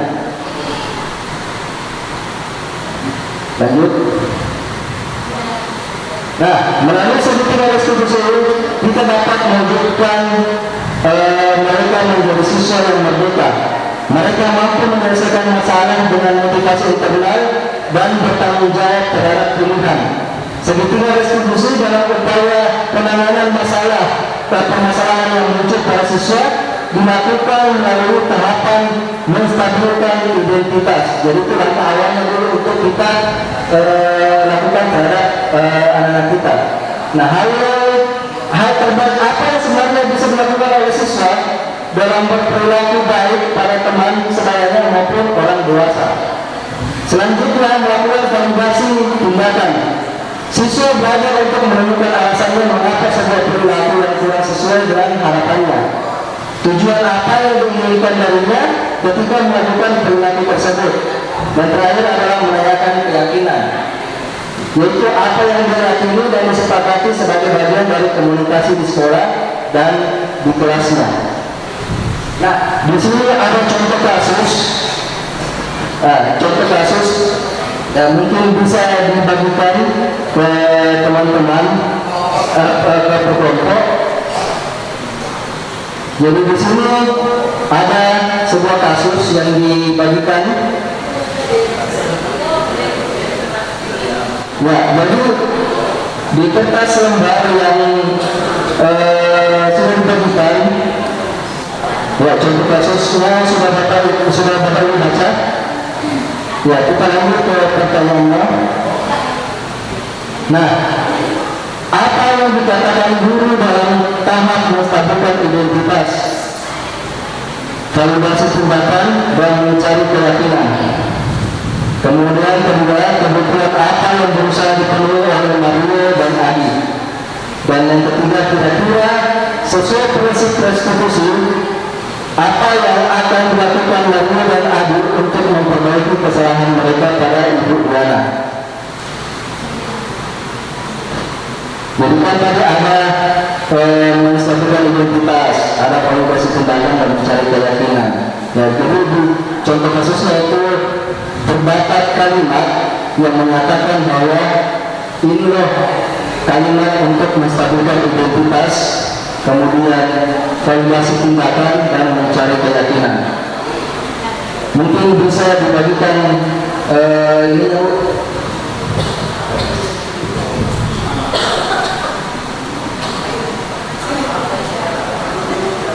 Ya, jadi nanti akan ada proses yang dibagikan. Silakan Bapak Ibu menjawab pertanyaan dan dimasukkan ke dalam dan dituangkan ke dalam poster.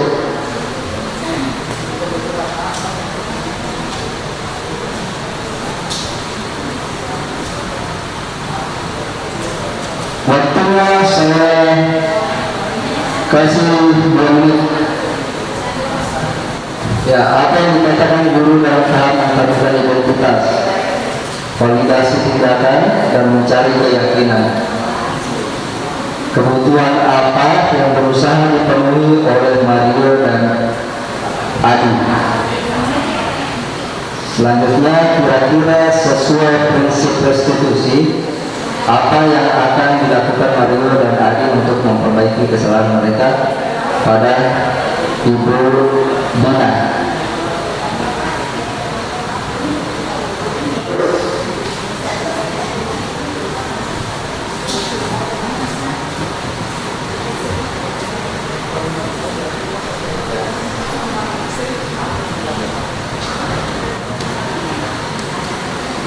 Oke.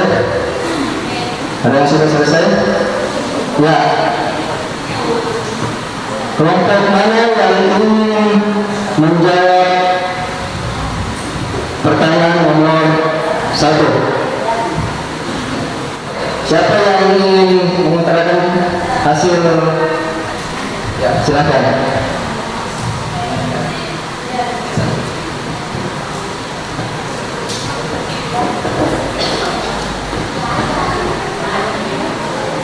Bismillahirrahmanirrahim. Assalamualaikum warahmatullahi wabarakatuh.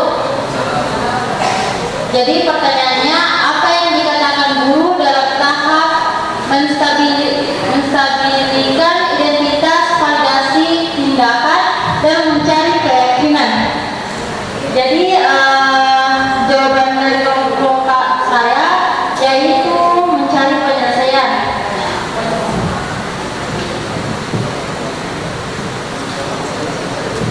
Jadi di sini ada Pak Joko yang mengatakan, baiklah Bapak di sini bukan untuk mencari siapa yang salah. Bapak di sini untuk mencari penyelesaian sama-sama, berpikir sama-sama tentang apa yang bisa kita lakukan untuk memperbaiki situasi ini. Kalian pasti melakukan itu, ada dasarnya ya. Pasti seru ya main lempar-lemparan makanan begitu. Dan yang kedua, kebutuhan apa yang berusaha dipenuhi oleh Mario dan Adi? Yaitu menurut kelompok kami itu kesenangan. Ketiga, kira-kira sesuai prinsip restitusi apa yang akan dilakukan Mario dan Adi untuk memperbaiki kesalahan mereka pada Ibu Dina? Kita harus bersikap baik pada orang lain, menghormati orang lain, dan menghormati diri sendiri. Baik, terima kasih kelompok SD, sangat luar biasa ya jawabannya. Tepuk tangan dulu untuk kelompok SD. Oke, itu yang tadi jawaban yang telah diberikan oleh kelompok SD. Nah, selanjutnya hasil dari pekerjaannya silakan ditempelkan pada bagian segitiga restitusi. Jadi yang mana di situ menstabilkan identitas, validasi tindakan, dan menanyakan keyakinan. Nah, selanjutnya, refleksi. Bagaimana perasaan Bapak Ibu setelah mengikuti materi hari ini? Kira-kira ada yang mau mengutarakan refleksinya, memberikan refleksinya pada sesi ini? Untuk sesi semua ya, mulai dari sesi pertama sampai terakhir. Jadi bagaimana perasaan Bapak Ibu setelah mengikuti materi hari ini? Kira-kira perasaannya Bapak Ibu, apa yang Bapak Ibu rasakan? Apa tadi? Ada saya dengar tadi di sini diskusikan. Apa tadi? Apa yang kita rasakan pada setelah mengikuti materi hari ini? Apa? Bahagia. Oke, bahagia. Jadi setelah mengikuti materi ini hari ini dengan siapa tadi? Alma. Ibu Alma merasakan kebahagiaan dalam menerima materi hari ini. Kalau dari kelompok ke-7, kira-kira hal apa yang Bapak Ibu paling kuasai pada materi hari ini? Yang paling menarik menurut Ibu? Kira-kira apa? Ya?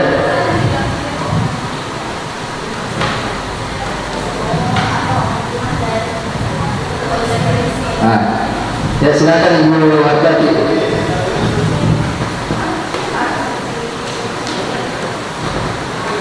Baiklah, hal yang paling menarik bagi saya pada hari ini yaitu dapat membedakan yang namanya konsekuensi dengan hukuman. Ya, terima kasih. Ya, kembali berapa? Bagi materi 2 tahun 2020 pada kali ini adalah dapat membedakan yang mana yang dimaksud hukuman dan mana yang dimaksud dengan konsekuensi. Nah, yang kedua, setelah mengenai materi pembelajaran hari ini, bagaimana tindakan Bapak Ibu ke depannya? Kira-kira tindak lanjutnya setelah Bapak Ibu menerima materi hari ini, apa yang Bapak Ibu lakukan ke depannya? Ada yang bisa?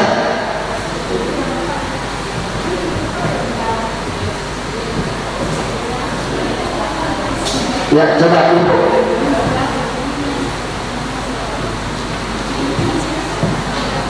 Kira-kira apa yang Bapak lakukan ke depannya setelah menerima materi hari ini? Ya, setelah menerima materi hari ini, jadi saya nanti akan terapkan seperti keyakinan kelas, ya, itu intinya. Dan saya juga bisa membedakan yang mana hukuman dan konsekuensi dan bisa diterapkan di dalam setiap pengajaran. Baik, terima kasih atas jawabannya. Itulah tadi sesi terakhir dari materi hari ini tentang segitiga restitusi. Jadi semoga apa yang Bapak Ibu dapatkan pada hari ini dapat Bapak Ibu menerapkan di sekolahnya masing-masing. Jadi mungkin saya kembalikan kepada Pak Tangguh. Assalamualaikum warahmatullahi wabarakatuh.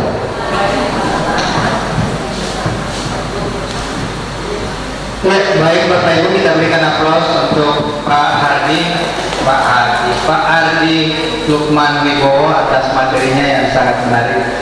Bapak Ibu yang saya hormati, tak terasa waktu. Oh iya, disilakan dipasang ininya yang sudah selesai. Bapak Ibu mungkin satu perwakilan satu kelompok diambil post-it-nya untuk ditempelkan di lembaran yang telah disiapkan oleh Pak Ardi. Ada semangat dan kebersamaan Bapak Ibu semua, teristimewa tentu rekan-rekan peserta yang sempat hadir pada hari ini. Bapak Ibu, tidak ada maksud dari kami untuk menggurui Bapak Ibu semua, karena kita sama-sama belajar. Kami setelah ini akan ada evaluasi lagi apa yang harus kami perbaiki. Ini Bapak Ibu program pertama kami di CGP, diseminasi pertama kami di CGP. Sehingga sudah pasti banyak kekurangan, kelemahan di sana sini, dan itu menjadi bahan evaluasi bagi kami ke depannya. Sebelum menutup kegiatan, saya ingin menyampaikan ucapan terima kasih yang tak terhingga. Terima kasih rasa hormat kami kepada Bapak Ibu semua, tentu teristimewa kepada tuan rumah dalam hal ini Bu Suryanti, di mana Ibu Suryanti, dan teman-teman dari SMK 4, teman-teman dari SMP 7, kemudian teman-teman dari SDN 8 Pak ya? SDN 8 semua ini? Iya. Atau mungkin ada yang saya tidak sempat sebut satu persatu. Kepada tim rekod-rekodnya Ibu Sri yang sudah menyempatkan diri membersamai kita pada hari ini. Saya hanya berharap semoga kebersamaan ini bernilai ibadah di sisi Allah Subhanahu wa Ta'ala, dan kita mendapatkan pahala yang setimpal.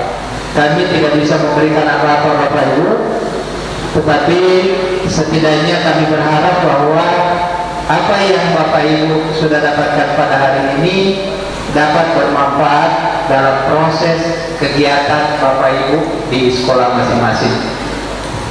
Kami doakan sekembali dari tempat ini Bapak Ibu dapat selamat sampai tujuan dalam kondisi sehat walafiat. Teriring salam untuk keluarga Bapak Ibu semua. Terakhir saya ingin mewakili teman-teman 8 orang teman CGP. Kami ini satu kelas. Mohon maaf yang sebesar-besarnya bila dalam proses kegiatan ini ada kekurangan, ada sikap yang kurang sopan, ada tindakan yang kurang berkenan. Sekali lagi saya mewakili teman-teman mohon maaf. Dengan ucapan Alhamdulillahirrahmanirrahim, kegiatan kita pada hari ini saya nyatakan ditutup secara resmi. Bila itu hidayah, wassalamualaikum warahmatullahi wabarakatuh. Selanjutnya kita sesi foto bersama dulu dengan CGP dan peserta. Tapi Bapak Ibu silakan ke depan. Kita akan berfoto